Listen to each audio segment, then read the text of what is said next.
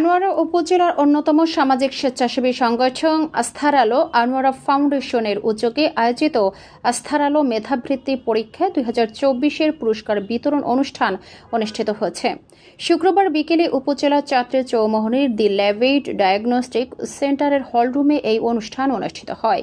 ফাউন্ডেশনের প্রতিষ্ঠাতা সভাপতি ও সাংবাদিক শেখ আবদুল্লাহের সভাপতিত্বে এবং সাধারণ সম্পাদক মোর্শেদ মান্নানের সঞ্চালনায় পুরস্কার বিতরণ কার্যক্রম সম্পন্ন হয়।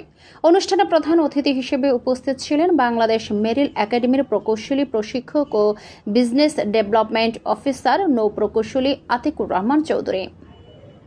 বিশেষ অতিথি হিসেবে উপস্থিত ছিলেন দি লেভেই ডায়াগনস্টিক সেন্টারের ব্যবস্থাপনা পরিচালক মোহাম্মদ মনির উদ্দিন, মোহাম্মদ জাবেদুল ইসলাম, বিশিষ্ট সমাজসেবক মোহাম্মদ আলী আকবর সুমন।